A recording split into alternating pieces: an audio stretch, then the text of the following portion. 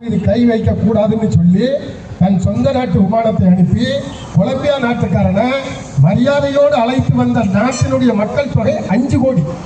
நம்ம எத்தனை கோடி? 142 கோடி. அதை பேசுறதுக்கு வழி கிடையாது. எதையும் மக்களுக்காக எந்த போராட்டமும் கிடையாது. இன்னைக்கு மொழியை திணிச்சிடலாம் நினைக்காங்க. ஒரே நாடு ஒரே மொழிங்கிறதா அவங்களுடைய லட்சியம். நான் உங்ககிட்ட கேட்க, இது சாத்தியமா? இப்ப தமிழ்நாடு இருக்கு, நம்ம சமையலுக்கு என்னென்ன பயன்படுத்துறோம்? கடலை. இதே கேரளாவுக்கு போங்க, தேங்காய்.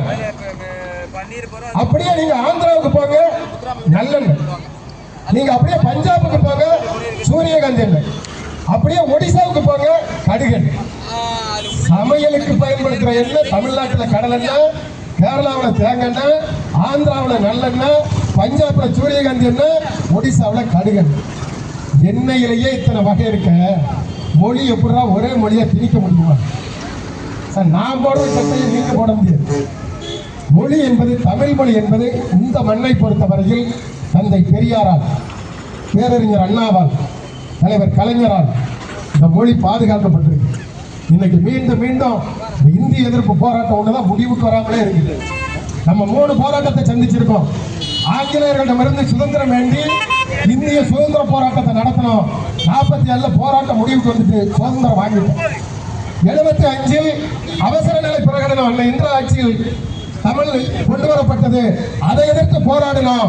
78 அது முடிவுக்கு வந்துட்டு.